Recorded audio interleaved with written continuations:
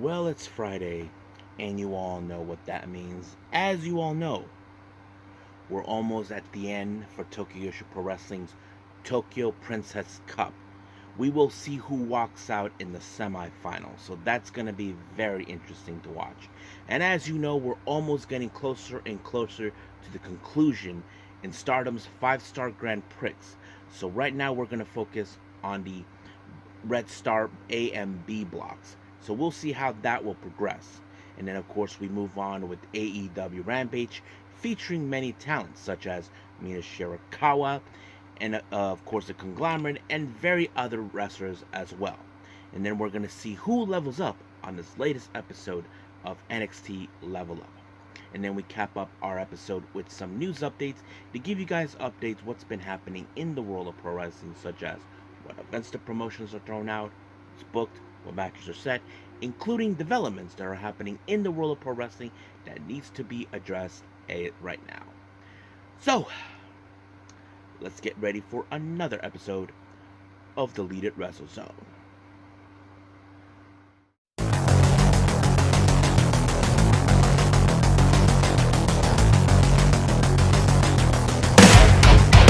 Are you ready? Get up, get up! Get up, get up! Get up, get up! Get up, get up! Get up, get up! Get up, get up! Hey everyone, welcome to the Lead It Wrestle Zone, all things that is pro wrestling with AEW, NXT, New Japan Pro Wrestling, TNA, the National Wrestling Alliance, various promotions, wrestlers, matches, and championships. I am your host, Jarrett here. So, if you are new to the channel, welcome. This is a channel where we do a lot of pro wrestling reviews from various promotions, not only here in the United States, but also in Japan, Mexico, Canada, Europe, the UK, anywhere in the world where pro wrestling is not as big, but it continues to grow. We also, of course, do discussion videos. We talk about various topics such as the wrestlers themselves, the promotions, factions, storylines, whatever we want to talk about. We also, of course, do more news updates. If certain information was unable to be on this episode, we can put it on the next episode or on a separate video by itself. We also, of course, do real-timing news updates to keep you guys on alert if something has happened in the world of pro wrestling that needs to be addressed ASAP. We also got the Unagi Sayaka watch and various other cool things as well. So if you like what you see, please subscribe to us. So click on that subscribe button. You'll be getting a lot of daily reviews and other cool wrestling content as well. But if you like this episode, please give us a like on the like button or a nice comment in the description down below. Now, all introductions have need to be said. It's time to rock and roll. So let's begin, of course, with Tokyo Joshi Pro Wrestling.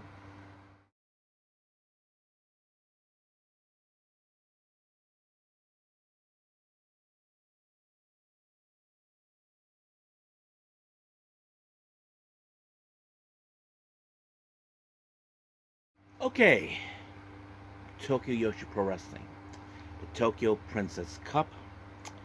Well, we're almost at the end. We're now entering in the semifinals, but we'll get to that in a bit. Now, as always, the show opens up with Sarui Namba giving all the fans the info of the entire event's shows, and of course, this took place in Shinkiba exactly on a Friday, even though the time difference over there. So anyway, so basically, we had the Up girls do their performance. But on note, if you guys saw this, Raku was not involved in this show. I kind of forgot that she had to go with certain members of the roster across the other side of the world, more specifically the UK. They do have a somewhat of a relationship with, of course, Pro Wrestling Eve in the UK, which ironically we are going to be focused more on that during the weekend. But it makes perfect sense. Now, our first match we have, of course, is Kira Summer taking on Wakana Uhara. I haven't seen much of Wakana since I heard her name in the past. Some people say she's destined to be a star. She even dreamed about coming to the States. Hopefully that dream does come true. But she has to face against Kira Summer, who has a little bit less experience than her, but she was able to defeat her by applying a somewhat of a modified armbar. I'm not sure exactly what it was, but it was effective. So that basically ended right there. Our next match, we have Chika Nanaze taking on Rika Tatsumi. Of course, this match was going to fall to Rika Tatsumi because Chika Nanaze, much like Kira Summer, she also has less experience. So that kind of tells it all right there. But instead of using the, of course, for Rika using the hip attack or the sleeper, she used a cutter instead. Normally, I would see her do like either the hip attack or, excuse me, or the Dragon Sleeper, but the cutter was a bit effective and it gave her the win. Next up, we have tag team action. We have Runa Okubu and Yuki Kamifuku taking on Pam Harajuku and Mizuki. Now, of course, this was going to be a very interesting matchup. I wasn't too sure. Now, of course, Runa Okubu has a bit experience in ring, but hasn't picked up the best matches just yet. But she's on a learning curve as always. But it was, of course, Yuki Kamifuku that was able to pick up the win on Pam Harajuku with the Famouser. So it was like uno, dos, tres. It was over just like that. Next up, we have Ura Takami teaming up with Big Kaiju Shoko Nakajima. They take on the current tag team champions Daisy Monkey, Arisu Endo, and Suzumu. Now, of course, in this match, the less experienced wrestler is Ura Takami, which was, of course, very obvious. We know Shoko Nakajima has success as a champion and all that, but of course, it was Zuzumi who picked up the win with a crossbody. I would have preferred better to end that match with the ring the bell, which is the cutter, but it was effective. Next up, we have Toga, Kaya Toribami, and Moka Miyamoto taking on Haru Kazushiro, Shino Suzuki, and Miyu Watanabe. So basically, it was a pretty good match, not to mention, of course, target will be Miyu Watanabe due to the fact that she is the current Princess of Princess champion. But the champion herself was able to pick up the win when she applied the submission move. Now, I cannot remember what she called it. I know she gave it a name, but it was effective and allowed her and her team to pick up the win. Excuse me. Now, let's jump into the semifinals of the Tokyo Princess Cup. First match, we have Zara Sakir and Yuki Aino. Now, a part of me thought in the back of my mind, because since the start of the tournament, Zara Sakir has been very, very impressive throughout the entirety of the tournament. Not to mention pinning our champion. That's something you probably would expect. But Yuki Aino, I have to say, she has been very impressive. I know some of you may question about her, that she's a tag team specialist. Now that she's not in the shadows of her sister anymore, as you all know, she used to be tag team champions with her real life sister, Nonoka Temna, who currently is now retired. But eventually, when they go back to their hometown, they get to see her. But Yuki Aino, I have to say, she has grown significance away from what she did with her sister. But, however, she was able to pick up a good win when she applied a somewhat of an underhook slam or something. I'm not sure. But it was effective, allowing her to be in the finals. Now, our second match, we have, of course, who will walk out in the finals. We have Ryu Mizunami and Yuki Arai. Fans were voting for Yuki Arai because she's like the fan favorite. But unfortunately, that wasn't the case. This match ended with Ryu Mizunami winning when applying a driver, and just like that, it was over. Now, here's the kicker. Yuki Aino and Ryu Mizunami are in the finals. But what you guys may or may not know, these two actually were tag team partners, and they were tag team champions before losing the belts to Daisy Monkey. So, it makes kind of interesting. Now, to me, following Yuki Aino, I felt like, okay, she has made it this far. I don't think her sister would have made it this far, but she has been very impressive over time. And I have to say, if I have to pick the winner for the finals, I would pick Yuki Aino. So, but we'll see what happens. Now that match will take place this coming Sunday, I believe. But yes, so we'll see what happens. Let's keep our fingers crossed. But I think we're done with now with Tokyo Pro Wrestling. Let's move on with Stardom.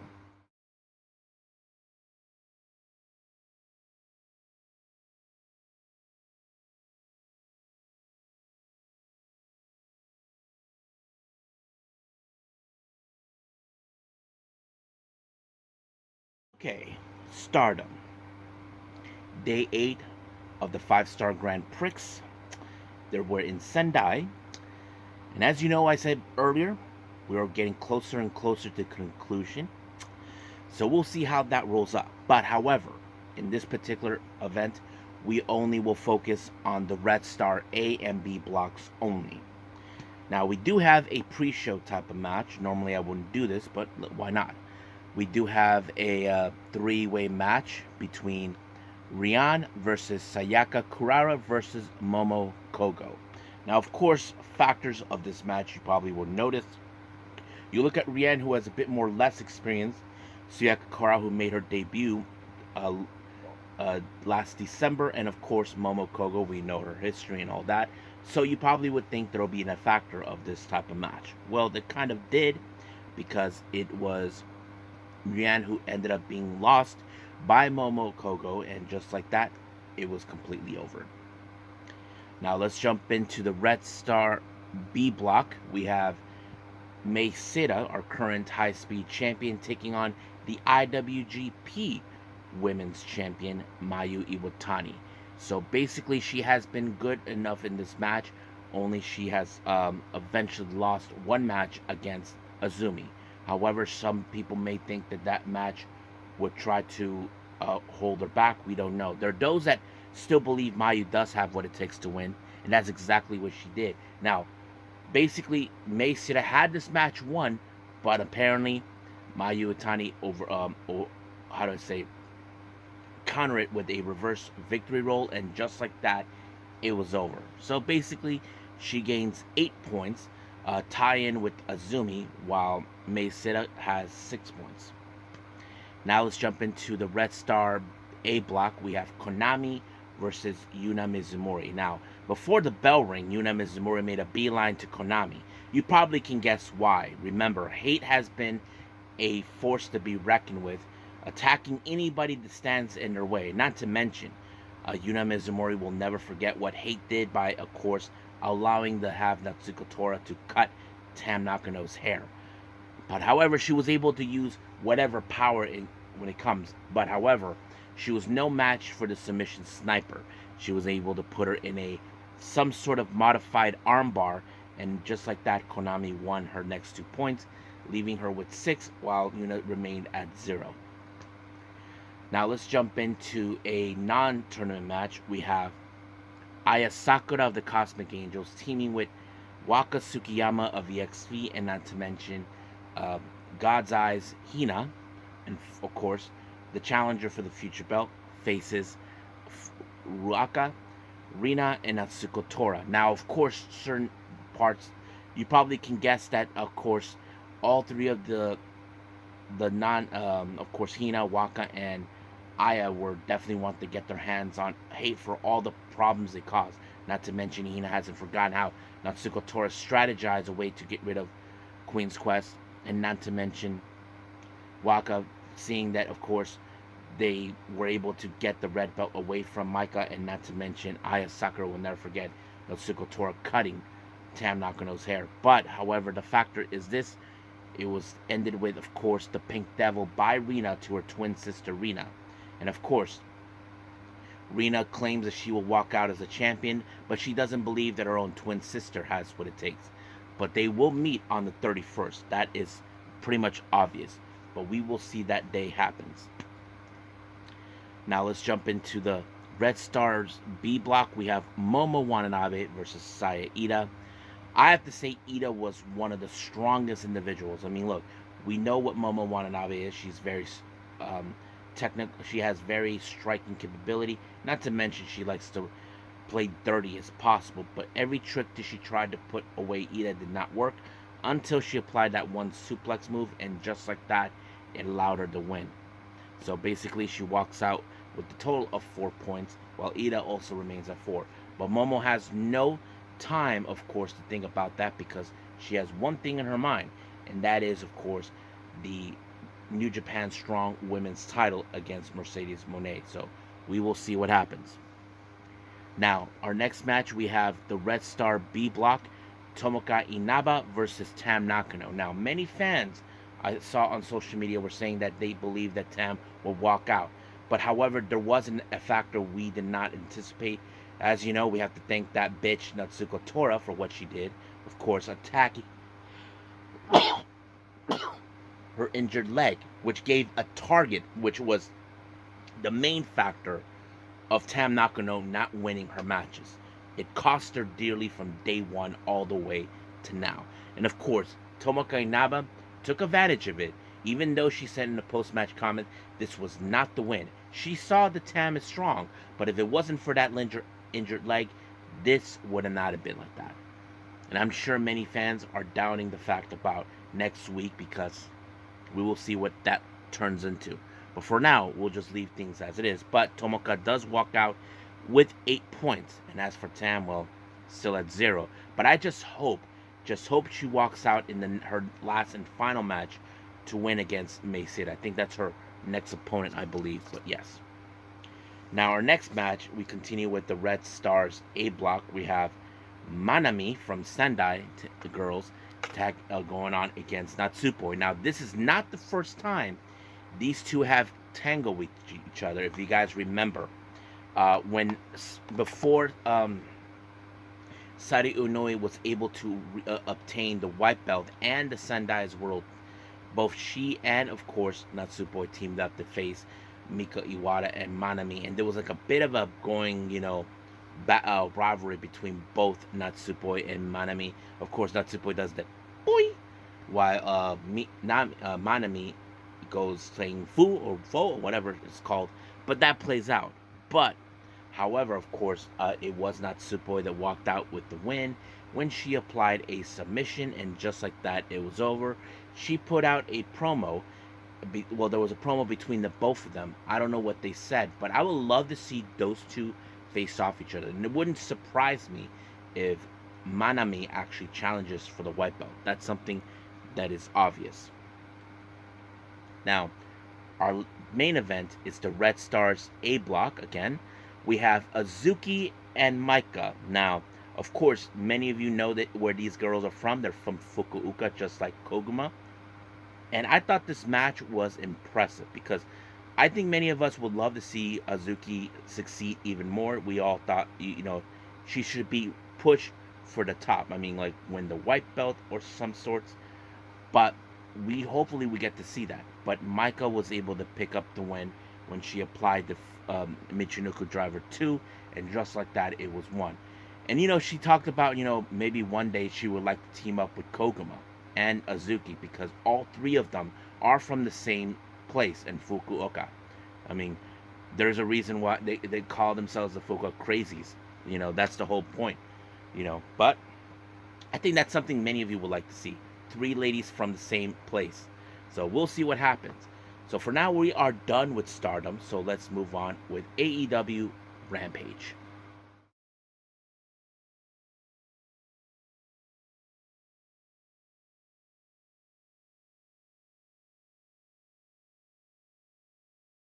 Okay, AEW Rampage. Open up, we got the conglomeration. Kyle O'Reilly, Tomohiro Ishii, and Orange Cassidy taking on Johnny TV, Beast Mortos, and of course Brian Cage. Now, throughout this entirety of the match, Roderick Strong was in commentary. Now, of course, he goes out. He doesn't like the fact that he's hanging out with guys like Kyle O'Reilly hanging out with Tomohiro Ishii, and of course Mark Briscoe. My bad, not Orange Cassidy. So anyway, that's always been the case. But nonetheless, it was a pretty good match. but it was, of course, Kyle O'Reilly with the Gucci Katami onto Johnny TV and forced them to tap. Now, as soon as they were making their way out, all of a sudden, Roderick Strong was making his way into his next match. While that was happening, Kyle O'Reilly decided, you know what, I'm joining the commentary booth. And of course, Roderick Strong thinks that what happened in that match in the three-way that involved him, O'Reilly, and OC about the #1 spot in the Casino Battle Royale, Kyle O'Reilly said that there was no shame. That's what the collaborations do. You're supposed to fight each other, and see who gets the best shot. So I think that's, water under the bridge. But Roderick Strong sees it a different point of view. But he faces against the master of the Tornado DDT, Fuego del Sol. But unfortunately, Fuego did not make it through, so he just ended up in the end of Heartache, and just like that, it was over. Next up, we have Mina Shitakawa taking on Robin Renegade. Of course, Mina Shitakawa most likely will probably stay out of the business between, of course, Mariah May and Toni Storm, but it doesn't mean that she cannot showcase what she's capable of. And that's exactly what she was doing. Of course, she used the figure 4 to finish off Robin Renegade to pick up her next win. Now, we do see an interview with Hikaru Shida conducted by Renee Paquette. Now, of course, last time we saw her, she was in a match against Mercedes Moné for the TBS title, but apparently things did not. Apparently, she felt that things were being ignored at the fact that Camille got involved, costing her the match. But she is pissed about it, and not to mention she will not be in the conversation at the All In show. But this time she said that she's the ace of the women's division, and not to mention she's going to show them why. So we'll see where that leads us. Now, we have the Gates of Agony. Not the Cage of Agony. The Gates of Agony, Teo Leona, Bishop Khan. They take on the Iron Savages, Boulder and Bronson. Now, this is a battle of a house fight. You probably will get that right from the start. And that plays out pretty well. But you don't know how this was going to go. I mean, of course, the Iron Savages did everything right for once, but however, it was Bronson that ended up on the wrong side of the gates of open the gates, and just like that, it was over, pinned by none other than Khan. Now, our next match, we have Devon Erichs taking on the Outrunners. Of course, I thought the match was pretty good. Basically, we have two sets of different type of people, but I thought it was a pretty fun one. But of course, the Von Erichs were gonna win this one, and it was a double Iron Claw, and just like that, it was over. But it was Marshall Von Erich that picked up the win onto Turbo, and just like that, it was over. But unfortunately, as soon as the match was over, Undisputed Kingdom, the former Ring of Honor Tag Team Champions, just pop up out of nowhere. And then, of course, from behind, the Cage of Agony showed up. But luckily, Sammy led the charge with the conglomeration. And just like that, all hell broke loose. But nonetheless, we may see a war with all of them. So we'll see what happens until then. But for now, we'll end things here with AEW Rampage and move on with NXT Level Up.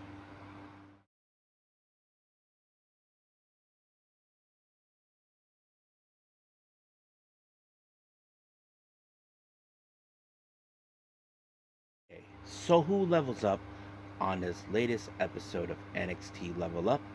Let's find out.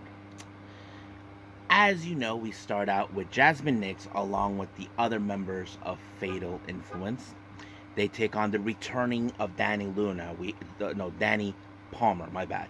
Danny Palmer, if you guys remember, she's that daredevil acrobatic who used to tag with Sol Ruka until she was injured. Now she's back.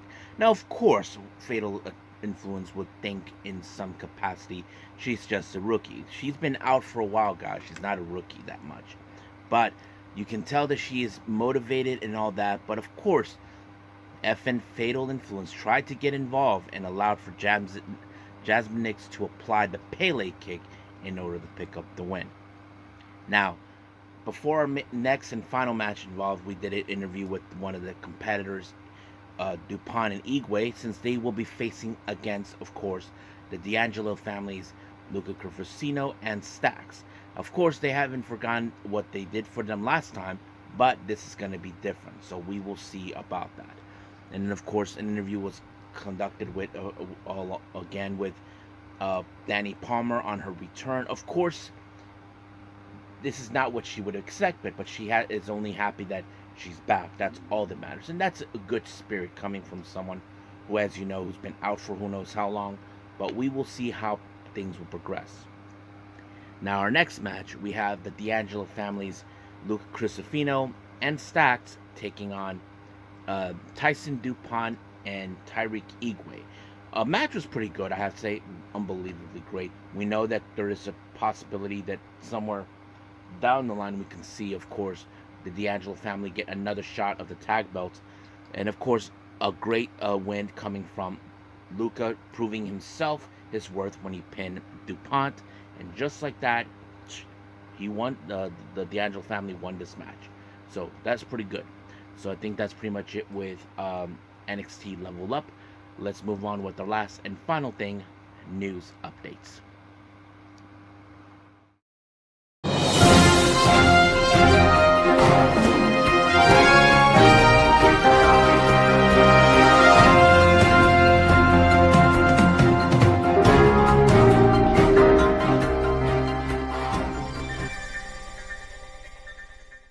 Okay, so welcome to our news updates. So we're going to make this a little short one since not a lot has been, how do I say, a lot of information has come around, but let's get started what we have. So let's begin with upcoming events. We got two of them, as you know. The first one, as you know, we have the Deadlock Pro Wrestling's Carolina Classic taking place next month on the 15th, I believe, of September. Another qualifying match was added for the four-way final. This one features, of course, Kevin Blackwood and Luke Jacobs. And then, of course, we have the King of the Indies that will take place in November. We have another first-round match. We have Titus Alexander taking on the King of Strange Style, Erichs. Now, let's jump into some developments. Now, many of you know this or not, I did review the recent ROH. Well, apparently, Nick Comoroto, who was involved in that show, in that event, well, he's going to be out of action for the next for the rest of the year. So basically, he's out on injury. Looks more like he's been kind of suffering an injury for almost 2 years, but I don't know if things got worse. Not a whole lot much of the details, but I hope he does get a speedy recovery. Now, as you know, I mentioned Arisa Nakajima has announced her retirement.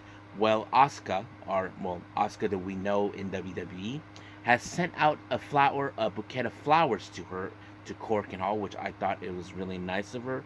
Of course, I'm sure that she wished she could have been there to, support her and also give her a hug and all that, but flowers will just have to do. Now, many of you may have heard this or not. Jeff Jarrett has been involved recently in Mexico, and he's going to say on this podcast that he's looking for AEW to make their way in Mexico. Now, I know we have some AEW haters out there that say it's never going to happen. WWE has Mexico. Come on, guys. Can't we all share the entire wrestling scene? But this is what he said on his podcast on My World. Absolutely, yes. I'm looking forward of being part of making that all come together. I would say we're not too far off in heading that direction and seeing AEW in the market. So Jeff Jarrett looks more like he's going to handle that. Now, many of you say, why would he do that? We do know he does have a special relations with AAA. I know that things with AEW has not been going far well as we expected. We do know they do have an excellent relationship with CML, but we'll see how that rolls up. So we'll get to that. Now, we do know, as you know, Ricochet has signed a multi-year contract with AEW, and Will Ospreay talked a little bit about him, about how he feels that WWE downplayed him, never allowed him to reach his full potential. And this is what he said. I honestly feel like he's being downplayed for so bloody long that people have forgotten the freak athlete that he is. So if it's true he is coming to AEW, I'm calling you out to remind everybody who the fuck you are. People, you without a shadow of a doubt, you're the man. Dragon Gate, Pro Wrestling Guerrilla, the Indies, around the world, no one could effing touch you. I'm calling you out, bro. And I'm saying to remind the world that you are the best ever do this shit. I believe it. If I believe it, you gotta believe in yourself now, boss. So basically, as you probably guess, what does he mean by that? Simple. I feel that Will Ospreay feels that he is not happy with the lack of progress, how he was being treated in WWE. Now I know we're gonna have some haters out there who are saying, but WWE give him like a lot of opportunities. Yeah, but what the bigger opportunity, guys? Like to show who he is. That's what he's saying. And also there are those who said he should have been at the top, but he never did. But we will see what things will roll up with him. So until then, we'll leave things as it is and move forward. But as of right now, let's just call it a day. Well, I hope everybody enjoys this episode. Coming up, as you know, we have AEW Collision, but as we speak, we do have the next 5-star Grand Prix events. I think we are doing the Blue Stars. Even Sendai Girls do have their own event as well taking place. I'm not pretty sure what else is going to happen, but we will see that. Oh yeah, and Mighty Gold is also happening because we do know that they have 2 shows coming up in the weekend. As we speak, we got the Saturday one. Hopefully I get to see the Sunday one, but that's the plan. But the priority is AEW Collision. Everything else, we'll see how that rolls. But until then, I will see you guys in the next DWZ time. Same DWZ channel. I must bid all of you adieu. So, goodbye. Mwah. And have a nice day.